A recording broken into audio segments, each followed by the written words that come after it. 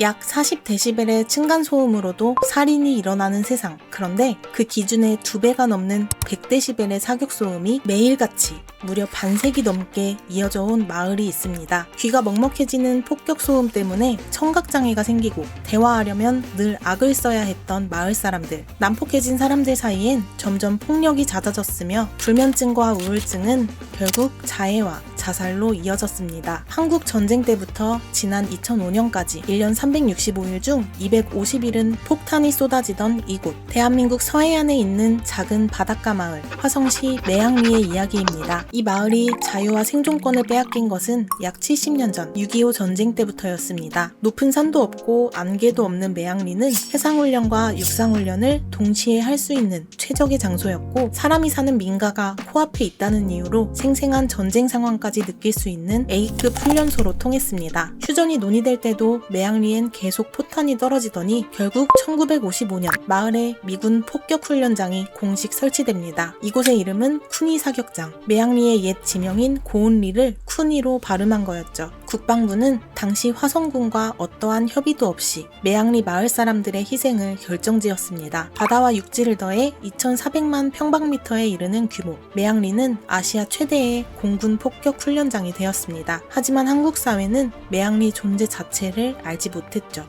매양리에는 주말과 공휴일을 뺀 1년 중 250여일 동안 매일같이 700개에 달하는 폭탄이 떨어졌습니다. 그뿐만이 아닙니다. 하루 평균 11시간 이상 700회에 달하는 사격이 이어졌고, 격주로 진행되는 훈련 기간엔 24시간 내내 사격 소리가 이어졌습니다. 밤낮으로 들리는 쾅쾅 사격 소리에 흔들리는 집안에서 사람들은 잠을 이룰 수 없었습니다. 매양리 사람들은 처음엔 폭격 소리가 너무 무서웠지만 이내 아무런 힘도 할 수 있는 것도 없다는 사실을 깨닫고 국가 안보의 희생양이 됐음을 받아들인 채 살아갔습니다. 하지만 늘 죽음의 공포와 스트레스를 안고 사는 일상은 마을을 또 다른 전쟁터로 만들었습니다. 1952년부터 1980년까지 불발탄이나 오폭 사고로 사망한 사람이 8명에 달합니다. 1956년 어린이 5명이 방앗간에서 도구로 불발탄을 해체하다 폭탄이 터져 4명이 즉사했고, 1967년엔 만삭이었던 이 씨가 굴을 채취하다 폭탄에 맞아 사망했습니다. 표적지 인근 마을 사람들 중엔 유독 암 환자가 많았습니다. 많은 여성들은 유산이나 기형아 출산을 호소했지만 정부의 조치도 사회적 관심도 거의 없었습니다. 한 가족이 멀쩡히 살아가는 집이 계속 총에 맞았고, 벽과 지붕엔 균열과 흠집이 수도 없이 남았습니다. 무엇보다도 매양리의 자살률이 매우 높았습니다. 170가구였던 매향 1, 2에서 1960년대 이후 32건의 자살 시도가 있었고 결국 28명이 사망했으며, 훗날 2005년에 사격장이 폐쇄된 뒤에도 4-5명이 스스로 목숨을 끊는 등 자살이 멈추질 않았습니다. 이것은 국내 평균 자살률의 최고 7배에 달하는 수치였습니다. 화성군에서 굴 양식을 하며 부촌이라 불리던 매양리는 순식간에 빈촌으로 전락했습니다. 포탄이 떨어지는 바다에서 더 이상 해산물을 채취할 수 없으니 주민들의 밥줄이 끊겨버린 것입니다. 게다가 대대로 가꿔오던 내 땅을 헐값에 빼앗겨야 했고, 국방부에 임대료를 내며 농사짓는 소작농 신세가 돼버렸습니다.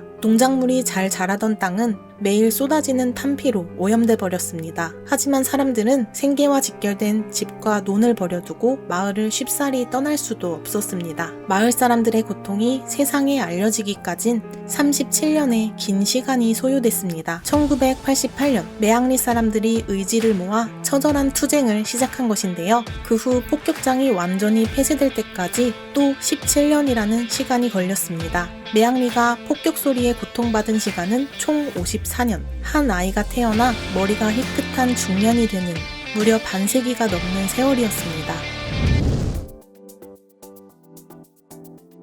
54년 만에 다시 조용한 일상을 되찾은 매양리 사람들. 하지만 모든 것을 되돌리기엔 갈 길이 멀었습니다. 미군이 반환한 땅은 주민들에게 돌아오지 않았고 국방부 소유로 이전될 뿐이었습니다. 사격 표지판이었던 농섬은 폭격으로 민둥섬이 되었고, 풍요로운 삶의 터전이었던 갯벌과 해변가엔 엄청난 양의 포탄이 남아있었으며, 그 수많은 잔해물들은 기준치의 약 30배가 넘는 중금속으로 자연환경을 오염시켰습니다. 폭격장이 폐쇄된 이후 마을 사람들은 10년의 긴 시간 동안 포탄들을 수거했고 모두가 십시일반으로 땅과 건물을 산 뒤 마을 초입에 매양리 평화역사관을 세웠습니다. 이곳에는 그동안 수거한 성인 팔뚝만한 포탄 수백 개가 쌓여 있습니다. 이들은 사회적 무관심 속에서 진정한 해방을 위해 묵묵히 전쟁의 상흔을 씻어내고 있었습니다. 다시 푸른 옛 모습을 되찾은 농섬에는 떠나갔던 물새들이 돌아오기 시작했고 주민들은 점차 갯벌에서 굴을 채취할 수 있게 됐습니다. 다양한 생물이 서식해 보전 가치가 높은 매양리 갯벌은 이제 습지 보호 지역으로 지정됐습니다. 아픔을 딛고 일어선 화성 서해에 새로운 생명력이 피어나기 시작한 것입니다. 반세기 전처럼 매양리 사람들은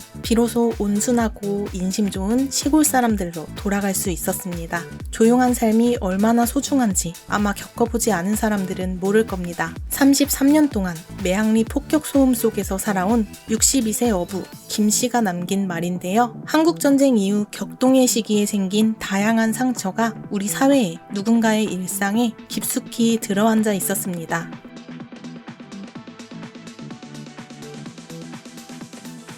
매양리 사람들의 잃어버린 50여 년을 들여다보며 국가폭력이 개인의 일상을 어떻게 뒤바꿔 놓는지 다시 한 번쯤 생각해보는 시간이 됐으면 좋겠습니다. 구독과 댓글은 영상 제작에 큰 힘이 됩니다. 시청해주신 여러분 감사합니다.